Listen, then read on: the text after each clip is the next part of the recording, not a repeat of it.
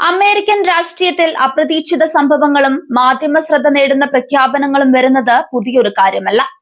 Press secretary Caroline ലീവ്റ്റിന്റെ പിൻഗാമിയെ കണ്ടെത്താനുള്ള പ്രക്രിയയെ വേദിയിലിരുന്ന് തന്നെ ഒരു തത്സമയ ഓഡിഷൻ ശൈലിയിലേക്ക് മാറ്റി അമേരിക്കൻ പ്രസിഡന്റ് ഡൊണാൾഡ് ട്രംപ് വീണ്ടും വാർത്തകളിൽ ഇടം പിടിച്ചിരിക്കുകയാണ്. വൈറ്റ് ഹൌസ് മാധ്യമ മുറിയിൽ നടന്ന ഈ സംഭവം ആഗോള മാധ്യമ രംഗത്തും ലോകത്തും രാഷ്ട്രീയ നിരീക്ഷകർക്കിടയിലും വലിയ ചർച്ചകൾക്കാണ് വഴിവെച്ചിരിക്കുന്നത്. വാർത്താ സമ്മേളനത്തിനിടയിൽ മാധ്യമപ്രവർത്തകരുടെ ചോദ്യങ്ങൾക്ക് മറുപടി നൽകവെയാണ് അപ്രതീക്ഷിതമായി സംഭവങ്ങൾക്ക് തുടക്കമായത്. മുന്നിലിരുന്ന ഫോക്സ് ന്യൂസ് റിപ്പോർട്ടർ അലക്സിസ് മം ആൺസിനെ ചൂണ്ടിക്കാട്ടി നിങ്ങൾ എന്തുകൊണ്ട് ഈ ചുമതല ഏറ്റെടുത്തുകൂടാ എന്ന് ട്രംപ് ചോദിക്കുകയായിരുന്നു. ഈ ചോദ്യം അവിടെ ഉണ്ടായിരുന്ന മാധ്യമപ്രവർത്തകരെയും ഒപ്പം നിന്ന ഉദ്യോഗസ്ഥരെയും ഒരുപോലെ അത്ഭുതപ്പെടുത്തി.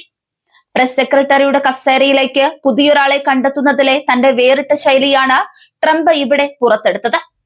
അലക്സിസ് മക്കാഡംസിന് ഈ പദവി കൈകാര്യം ചെയ്യാൻ സാധിക്കുമെന്നും അവർക്ക് അതിനുള്ള കഴിവുണ്ടെന്നും വ്യക്തമാക്കിയ ട്രംപ് നിലവിലെ പ്രസ് സെക്രട്ടറി കരോലിൻ ലീവിറ്റിനോട് ഇതിനെക്കുറിച്ചുള്ള അഭിപ്രായവും വേദിയിൽ വെച്ച് തന്നെ ആരാഞ്ഞു.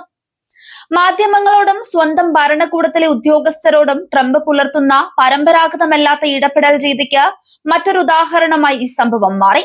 അതീവ രഹസ്യമായും അടച്ചിട്ട മുറികളിലും നടക്കേണ്ട നിയമന ചർച്ചകൾ പൊതുവേദിയിൽ ക്യാമറകൾക്ക് മുൻപിൽ വെച്ച് നടത്തിയത് ട്രംപിന്റെ തനതായ ശൈലിയെ വീണ്ടും അടിവരയിടുന്ന ഒന്നാണ്.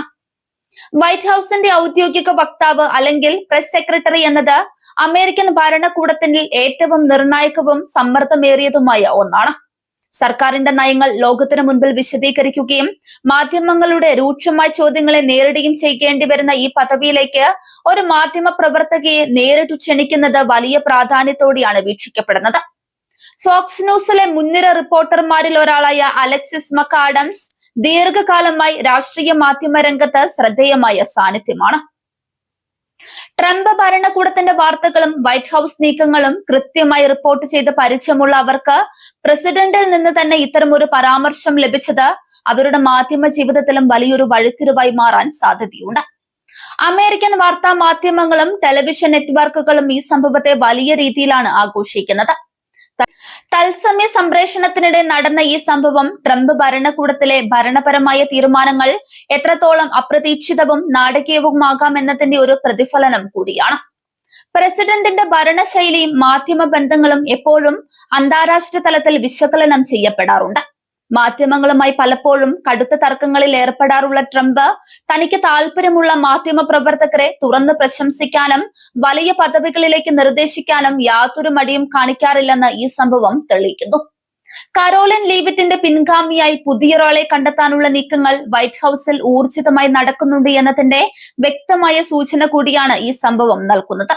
നിലവിലെ പ്രസ് സെക്രട്ടറിയുടെ സ്ഥാനചലനവും പുതിയ വക്താവിന്റെ വരവും ഭരണകൂടത്തിന്റെ വാർത്താവിനിമയ നയങ്ങളിൽ ഉണ്ടാക്കാവുന്ന മാറ്റങ്ങളെക്കുറിച്ചും ചർച്ചകൾ ആരംഭിച്ചു കഴിഞ്ഞു.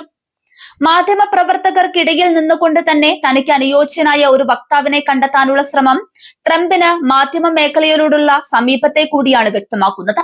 ഭരണകൂടത്തിനെതിരെ കടുത്ത വിമർശനം ഉന്നയിക്കുന്ന മാധ്യമങ്ങളെ മാറ്റി നിർത്തി തങ്ങളോട് അനുഭാവം പുലർത്തുന്ന വാർത്താ മാധ്യമങ്ങളെ അടുപ്പിച്ചു നിർത്തുക എന്ന തന്ത്രവും ഇതിന് പിന്നിലുണ്ടെന്ന് വിലയിരുത്തപ്പെടുന്നു. അതേസമയം ട്രംപിന്റെ ഈ തുറന്ന ചോദ്യത്തോട് അലക്സിസ് മക്കാഡംസ് എപ്രകാരം പ്രതികരിച്ചു എന്നതും വരും ദിവസങ്ങളിൽ അവർ ഈ ഓഫർ സ്വീകരിക്കുമോ എന്നതും ലോകം ഉറ്റുനോക്കുന്ന ഒന്നാണ്. ഒരു പ്രമുഖ വാർത്താ മാധ്യമത്തിന്റെ റിപ്പോർട്ടറിൽ നിന്നും വൈറ്റ് ഹൌസിന്റെ ഔദ്യോഗിക വക്താവിലേക്കുള്ള മാറ്റം എളുപ്പമുള്ള ഒന്നല്ല. ഭരണകൂടത്തിന്റെ ആശയവിനിമയ തന്ത്രങ്ങളെയും മാധ്യമ വിതരണ രീതികളെയും നിയന്ത്രിക്കുന്ന പ്രസ് സെക്രട്ടറി പദവിയിലേക്ക് പുതിയൊരാളെ തെരഞ്ഞെടുക്കുമ്പോൾ അത് രാഷ്ട്രീയമായി വലിയ സ്വാധീനം ചെലുത്തും. മാധ്യമങ്ങളുടെ നിരന്തരമായ ചോദ്യശരങ്ങളെ പ്രതിരോധിക്കാൻ കെൽപ്പുള്ള ഒരാളെ മാത്രമേ ഈ കസേരയിൽ ഇരുത്താൻ പ്രസിഡന്റിന് സാധിക്കൂ. മുൻപും ടെലിവിഷൻ വ്യക്തിത്വങ്ങളെയും മാധ്യമ പ്രവർത്തകരെയും ഉയർന്ന ഭരണനിർവഹണ പദവികളിലേക്ക് ട്രംപ് കൊണ്ടുവന്നിട്ടുണ്ട്.